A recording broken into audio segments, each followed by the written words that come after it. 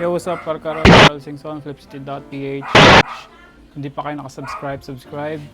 Today, maghahatid tayo ng sapatos, pre-ordered ng ating tita, si Tita Jean. Regalo siya sa isa naming pinsan sa Leyte. Isa siyang in-demand na shoes ngayon, especially for athletic use. Biya lang tayo saglit, gasikaso tayo ng mga household chores. Sabay natin sa laundry. Biyahe tayo papuntang General Trias. Afterwards, mag-unbox tayo ng ibang sapatos. So, yeah. Let's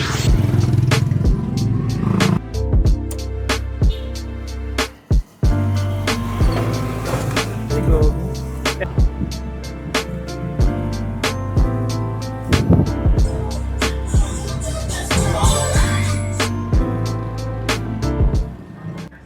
Laundry, ang bunso. Quick unboxing, mga tol. Kaya ko lang yung sapatos sa inyo ng mabilisan. Oop!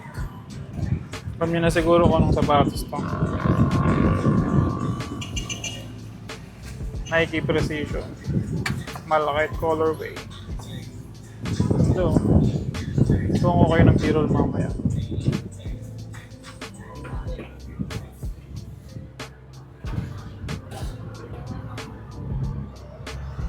Ganda ng color. Green and orange and white. Napakalinis. Pamorma pang basketball.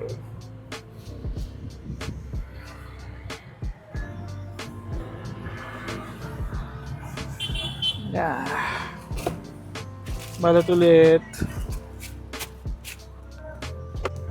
Dito tayo magkaroon ng free time. Nasingit natin ngayon, sinabay natin sa mga nakarin sa labas. Hindi ko pa nga nagawa ng template unboxing ito eh. Usually kasi meron akong template. Especially pag pinapost ko sa flipcity.ph. Gawa na lang tayo ng bagong unboxing video mamaya.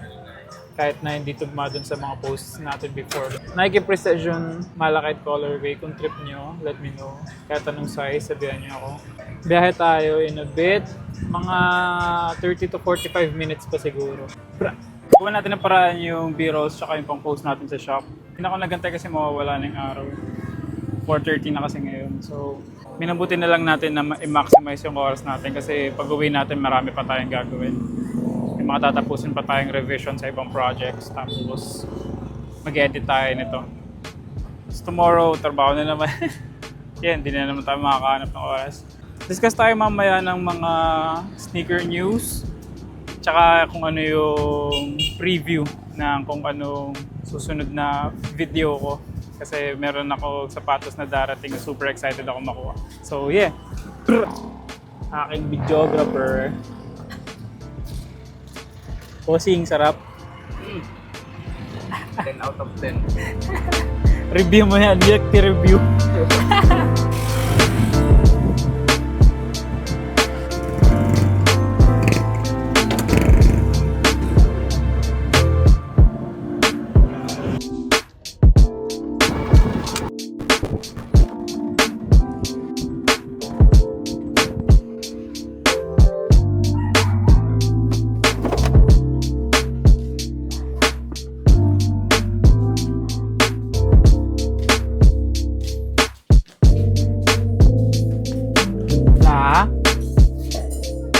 Nanets, kumusta?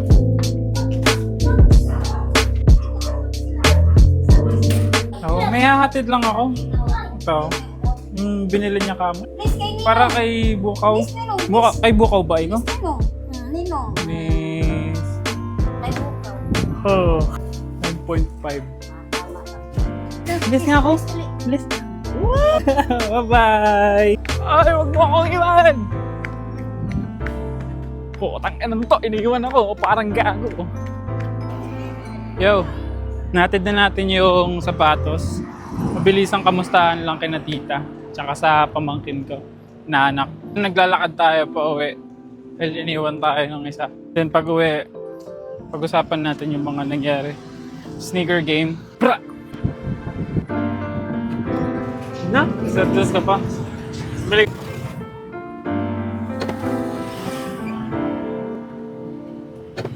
It's a safe haven.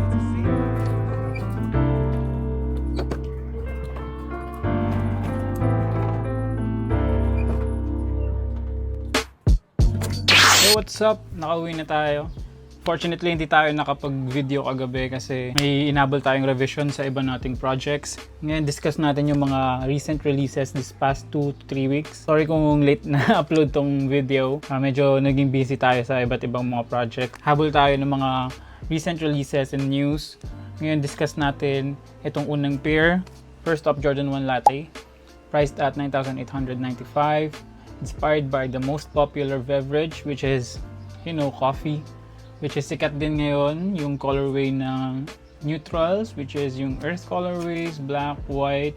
So, napakagandang mix ng colors ng latte color, which is light brown, and then the black outer color blocking ng Jordan 1, and then with the white interior backing ng Jordan 1 upper beaters para sa akin. Di naman makakaila na inspired siya sa Jordan 1 Dark Mocha na hanggang ngayon sinusuot pa rin ng mga tao. So far, yung material na ginamit nila sa leather ng outer part ng Jordan 1 is medyo synthetic, glossy.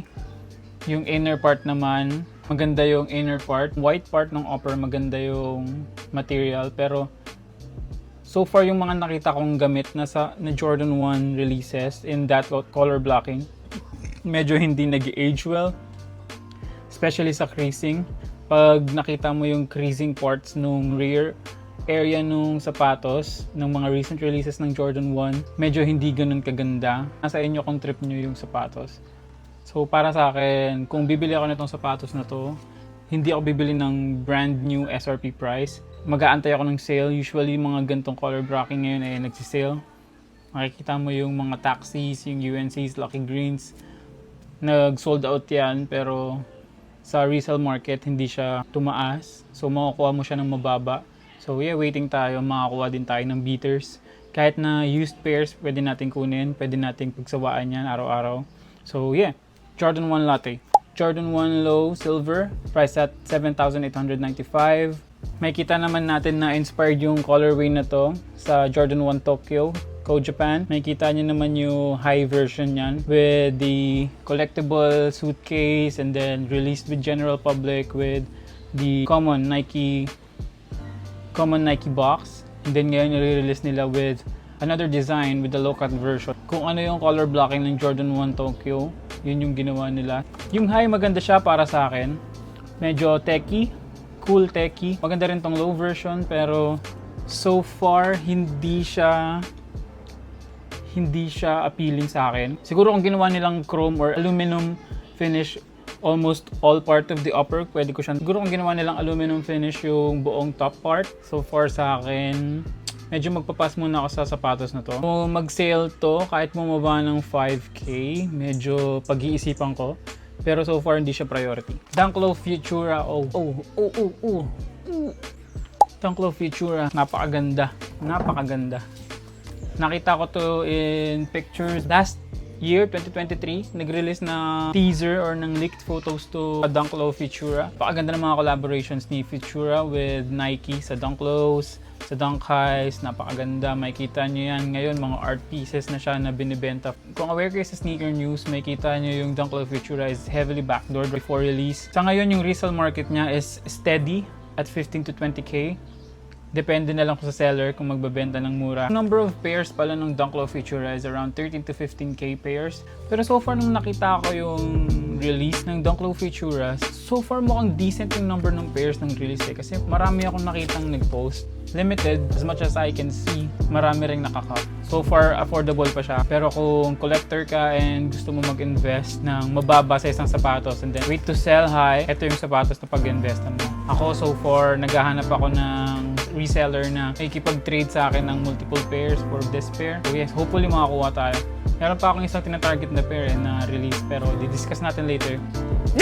Zoom 60 RD Run. Meron dalawang colorway na na-release. Meron yung black tsaka yung earth colorway. So far yung sapatos na to heavily inspired para sa akin ng Yeezys and maybe a little bit of the New Balances na MD Runners. Kung pipili ako ng sapatos na pagkagastosan ko ng specific amount of money, hindi to yung sapatos na pagkagastosan ko. Especially yung price range niya is around 19,995 na makakita ka ng maraming pairs na with the same vibe, with the same shape. Kahit yung yung Air Max na bago ganyan yung itsura. Para sa akin, ito yung mga gawa ni Nike na nagpa-practice nila for high fashion, high-end pricing. Para yung makipagsabayan with Balenciagas and with the other brands. Para sa akin, hindi to magsa-sell out. Pero kung check mo yung sneakers app, yung bigger size around 13 to 14 ata nag-sell out. Pero yung mga smaller sizes, that one hindi siya nag-sell out kasi sobrang taas ng pricing. Might check it out, pero mag-aantay tayo ng good deal for that. Hindi tayo maglalabas ng 19,000 for that kind of pair. Next pair, Jordan 3 Balvin Rio. Hindi tayo nakakap ng Jordan 3 na Balvin in cream colorway. Nag-try tayo dito sa Jordan 3 Balvin Rio. Hindi rin tayo nakakuha. Kahirap naman kumuha ng sapatos na to. Sobrang gaganda ng mga collabs ni J Balvin with Nike. J1s, J3s, sa J2s. May kita niya napakaganda ng mga collaborations niya. Very unique. So far, yung mga releases niya very limited. So yung mga price range ng mga sapatos niya matataas. So kung collector ka, napakagandang pag-invest nito. Especially kung makikita niyo yung mga last releases niya. After the hype dates or hype releases, after a few months, bumababa yung presyo ng sapatos. Gusto kong antayin yung bumaba yung Jordan 3s, pero so far yung hype sneakers ng 2023 and 2024 is Jordan 3. So malamang hindi siya bababa. Size 9. Marami akong size 9 dito. Used and brand new pairs. Palit tayo. Yung Jordan 3 Balvins, nirelease din sa website ni J Balvins, wherein gumawa sila ng method na madadali nila yung mga botters. Kung di nyo alam yung mga botters, yun yung bumibili ng mga bot sa internet para gumawa ng mabilis na submission, multiple submissions on raffles simultaneously para makakuha agad sila ng pair and then for resale. So, kinontra ni J Balvins yun, wherein yung mga bots makakakuha ng mas mataas na price kumpara dun sa sapatos in their SRP version price. Yung SRP niya umaabot ng $215. Tapos yung mga bots na nahuli nakakuha ng $25,000 kung makikita niya. So, napakagandang solution yan na ginawa ni J Balvin. Sana sa Nike ganun din yung gawin nila para maiwasan yung mga botters na kinukuha yung mga sapatos na dapat na i-spread sa maraming mga tao. Jordan 3 Balvin Rios Super Cup. Kung ako sa inyo, kung gusto nyong sapatos na to for collection or personal pair use, yun pa lang kukunin nyo na kasi yung black version, I'm pretty sure na aangat to. Especially yung Black Cat inspired with the gradient Miami sunset colors. Napakaganda. Hindi yan bababa para sa akin. Next, Air Terra Humara. Napakaganda ng sapatos na to para sa akin, especially yung pagkakamix ng colors niya, pati yung materials. Kung makikita nyo sa sneakers, makikita nyo yung close-ups nung upper, nung outsole, nung midsole, nung tongue. Ito yung may ihahalubilo ko dun sa isa sa mga sapatos na hinahabol ko, which is ako ni Grid Azuras na hinahabol ko na hindi ko makuha dito kasi ibang basa nang release. Kung meron kayo sa ni Grid Azuras collection, let me know. Kinokolekta ko yan. Yung Air Terra Humara is priced around 7,895. Kung naghahanap ka ng perso, kung naghahanap ka ng sapatos for your rotation na hindi ganun ka-hype, pero napakaganda at hindi mo makita sa lahat ng paa ng tao and very flexible for fashion, kunin mo tong Air Terra Humara. Ito yung sapatos or ito yung design na ginagawa ni Nike para ipantapat with Saucony's, with New Balances, with Salomons, with Merrell, pati Asics pa lang, especially yung mga casual wears nila. Ito yung mga sapatos na pinantatapat ni Nike. Alam naman natin na lahat ng companies nagtatapatan lang yan. Kaya para sa akin maganda to. Looking to cop this pair, hopefully on sale. Sana ito yung maging susunod na Air Maxes in the future. Cup. So, Air Force 1 Ivory. Para sa akin, yung Air Force 1 na with different colorways or colors lang na babaguhin niya yung check part. Especially with animal prints. I'm not really a fan of that. Very much pass on this one. Especially nung pagtingin ko, mukha na talaga siya. Alam naman natin lahat yung Book 1 is inspired with Air Force 1s. So, yan nung nakita ko yung mukha siyang Book 1. Yung mga recent releases ng Book 1 with animal prints, hindi ko trip. So, back then naman, hindi ko naman trip yung mga animal print colorways ng Air Force 1. Ganun din naman siguro maging reaction ko sa Devon Books. So, sa Air Force 1, medyo trip ko siya, pero may certain pairs lang. So, yeah, para sa akin, pass muna ako sa Ivory, especially sa pricing niya na 7,395. Kung makakuha ako ng triple white na Air Force 1, yun na lang kukunin ko kumpara dito sa sapatos na to. So, kanya-kanyang trip naman yan. Kung trip niya nga naman, di why not? Hindi ko trip So, Air Force 1 180 Ultramarine. Yung sapatos na to medyo rich in history. Since nalabas to, since 1991 pa nilabas. And then, nire-release nila na 2005. And then, another retro this year. Ay, nahabol siya ng mga collectors. Hilig ako sa Air Maxes, pero para sa akin, medyo weak Tong sapatos na to para sa akin, although baka hindi lang yun yung lifestyle ko right now, kasi pag tinignan mo yung sapatos, techie formal vibe. Kung mapupunta ka ng mga central business districts, ito yung mga makikita mong sapatos na suot ng mga managers or ng mga workers or ng mga office workers. Right now, wala ako sa ganun lifestyle, so baka kaya ganun hindi ko trip right now. Yung colorway, too much white on it, pati yung material niya. Nadumihan to ng todo pag pinang-araw-araw mo, napakahirap linisin ito. Nagye-yellow pa. Pero kung magkakaroon ako ng chance makakuha siya na sale price, baka kunin ko siya for review or maybe a 30-day challenge or something. So yeah. Also yung pricing niya is 8,395. Medyo high pa siya para sa akin. Especially for Air Maxes. Kung sa Air Maxes, nakakakuha ko ng mga sale price ng Air Maxes around 5,000 to 4,000 eh. Tagaan lang talaga ng pagantay. Air Max 186 in camo and lemon. Ito yung sapatos na pag tinignan mo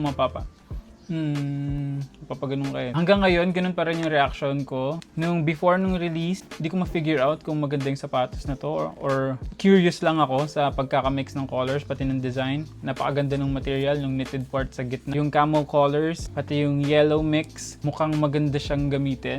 Curious ako, pero sa price point ngayon masyadong mataas. Ito yung mga sapatos na willing kang mag-experiment kung kukunin mo. Para sa akin, hindi pa siya priority to get, especially kung marami pang Air Maxes or Air Max colorways na mas maganda para sa kanya. Kung makakuha tayo in a super sale nitong Air Max Camo Lemon, maybe bigyan natin ng chance, pero kung wala talaga, SRP lang yan habang buhay, hindi natin kukunin yan. So, Dunk Low Medium Curries, napakaganda nitong sapatos nito. Ito yung mga sapatos na super taas ng presyo. Ito yung isa sa mga Dunk Lows na last 3 years ago, umabot ng 20,000 to 25,000 pesos. Pero after recent retros, nung nag-retro sila this year, bumaba to even below SRP ng resale prices. So, hindi naman secret na ginagawa ng Nike na release ng maraming versions ng mga sikat nilang sapatos. Alamang chine-check din nila yung mga resale prices ng mga sikat na sapatos back then, tapos nire-release nila ngayon para sa public. Hindi naman ako against doon, pero sa mga resellers, hindi siya good.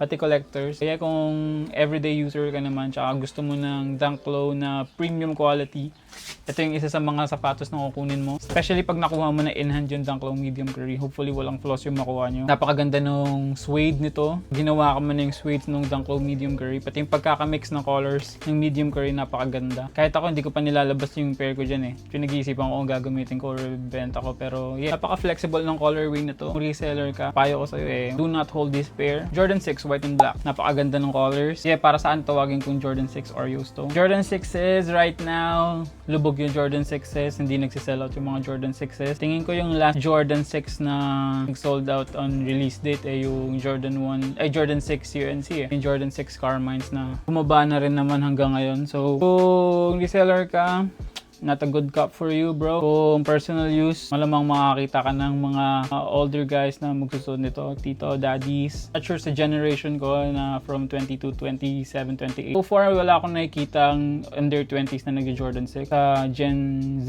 yung mga Gen Z hindi nila trip yung Jordan 6. Malamang magsisit na naman to and then bebenta on super sale or mega sale ni Nike. Abangan na lang natin to. Nahihirapan ako mag-arma sa Jordan 6, so hindi ako nagka-cup ng Jordan 6. Usually for big guys to, mga pang malalaking tao or athletic guys, nagbabasketball kasi so far ganda daw athletic use ng Jordan 6 Materials, nakita mong materials ng mga recent Jordan 6 releases, para sa akin hindi siya ganun kaganda, especially yung leather. Medyo synthetic feel, hindi maganda yung leather kumpara dun sa mga last retros nila. Kung matatanong mo naman yung ibang mga collectors dyan, alam naman nila yung difference ng mga current releases sa mga past releases. Alam nating nagiging mas cheaper yung materials ng mga bagong releases. Para sa akin, not a cup right now, pero kung magkakaroon ng sale or mga may reseller na magbenta dyan ng mga used pairs na reasonable yung price, pwede natin kunin. Jordan 11 Legend Pink.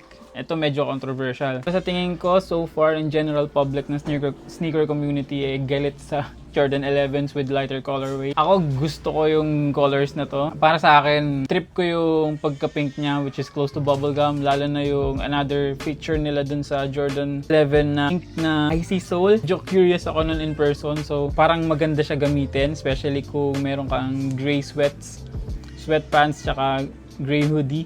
Parang feeling ko babagay siya So, curious ako pag-eksperimento kung makakuha ako ng mababang price. So yan, especially yung Jordan 11 yung pinaka-trip kong sapatos. Isa pang sapatos na hindi nila trip, nung nilagyan nila nung pink outsole is yung Neapolitans. Para sa akin, gandang-ganda ako dun. Hindi lang ako makahanap ng size ko. So yeah, kung magkakaroon tayo ng available size in a super sale or reasonable price, kukunin natin yung sapatos na yan. Bibigyan ko kayo ng review. Jordan 4 Oxidized Green. Ano namang magandang pair ang nilabas para sa Jordan 4? Ang babagsak na naman. Hindi ko alam kung anong galit nyo recently sa Jordan 4, pero para sa akin, ang gaganda ng releases ng mga bagong Jordan 4. Nimulan nila ng Jordan 4 Sulfur. Yung collection na to, highlight colors lang yung binago, pati yung clear part ng midsole. Para sa akin, napakagandang mix nun. Yung ginawa nila sa Sulfur, sa Military Blues, pati sa Oxidized Green, napakaganda. Napakaganda. Ang bala ko dito, sana magkaroon ako ng personal ng Oxidized Green eh. Para sa akin, mas maganda to sa Military Blues tsaka sa Sulfurs, kahit sa metallic reds and orange back then na ni-release. Para sa akin, ito yung pinakamaganda sa collection ng color releases na yun. Priority kong magkaroon nito sa rotation ko. Family sizing din to, so mga families dyan, kung trip nyo magkaroon ng matching shoes with your family, para sa akin, ito yung isa sa mga sapatos na dapat binibili nyo. Abot lang ng 11,395. Sa ngayon, medyo cheap pa siya. So hopefully, hindi siya tumaas or magkaroon pa siya ng sale. So meron akong Jordan 4 dito, Military Blues, na willing kong i-trade sa size 9. And Jordan 4 Oxidized Greens. Kung meron sa inyong gusto makipag-trade, size 11 nyo. Kung gusto nyo mapagpalit, sabihan nyo lang ako. Comment down below for personal. PG Air Explorer. Isa sa mga Terra releases na naman ng Nike. Lately, uso yung mga hiking na fits, from hiking coats to hiking camo pants. Sikat ngayon yan. So, ito yung sa mga utility tsaka fashion shoe na nirelease nila. Maganda yung colorway from white and red. Malamang bibenta to sa mga active or athletic na tao. So, yeah. Super cup to sa mga athletes dyan. Isa rin to sa mga panapat nila sigurado sa mga Merrell the World, sa Solomons of the World. Para sa akin, pass muna ako dito. Hindi siya pasok sa lifestyle ko at the moment. ISPA University Black.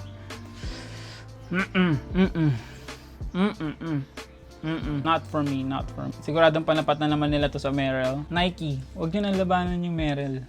Please lang, sa kanila na yun. Huwag nyo nang labanan. Terra version ng Merrell na ginaya nila sa Crocs. Ngayon, ginaya ni Nike sa Merrell na ganito ang kinalabasan. Super, X tong sapatos na to para sa akin. Kung kukuha ka na lang ng slip-ons na ganito, ba't di ka na lang kumuha ng Crocs? Super pass sapatos na yan. Lastly, pinakaantay ngayong taon, release ng another collaboration ni Travis Scott with Nike. Jordan 1 Low. Travis Scott collaboration, Canaries. Bigay ang box! Nakakap tayo mga tol. SRP price ng Travis Scott. Putang ina. Yeah, super excited ako sa sapatos na to. Sa ngayon hindi ko papakita. Meron tayong separate video for that. Sa mga most recent hated pairs ngayong taon ng Jordan 1 Travis Scott Low Canaries. For some reason, galit ang mga sneakerheads sa colorway na to since nag-steer away si Travis. Colorway ng Earth, which is yung trademark niya na mga Earth colorway lang, which is dark brown, light brown, blacks. Puro ganun lang yung recent colorways niya. So ngayon, flinip niya yung design. Ginawa niyang colorway ng high school niya. So, kaya para sa akin, ito yung isa sa mga sapatos na tinutulugan ng mga sneakerheads, ng mga collectors. Especially ito yung first collaboration ni Travis Scott na may storya na konektado sa kanya mismo. Recently, may nagbigay siya ng mga libreng sapatos ng Travis Scott Canary sa school niya, ng galingan niya. So, isang napakagandang sight yon to see sa sneaker community. Fortunately, marami pa ring backdoors. Super limited release to. Full family sizing, pero pagkas ng release dates, ubos ulit lahat. So, yeah, if I were you, i-hold ko tong sapatos na to, especially kung nakakuha ka ng multiple pair. Collector ka. Nakita naman natin yung mga recent releases ng sapatos ni Travis na after 2 to 3 years, mudoble to triple yung sapatos. Kahit yung mga recent unexpected colorways na Phantoms tsaka yung Olives, kahit nung una, mababa yung presyo niya kahit umabot lang siya ng 20 to 25, 30. Ngayon umabot na ng 40 to 50. Huwag mo ibenta ngayon kung nakuha mo ng SRP. Yun na yung huling sapatos. Kung nagustuhan nyo yung video na to, follow me on my Facebook, Instagram, and on my YouTube channel. Subscribe, Karkarot, Kralsingson, Flipsty.ph. Do not forget to follow. Hit that bell button. Ding, ding, ding, ding, ding.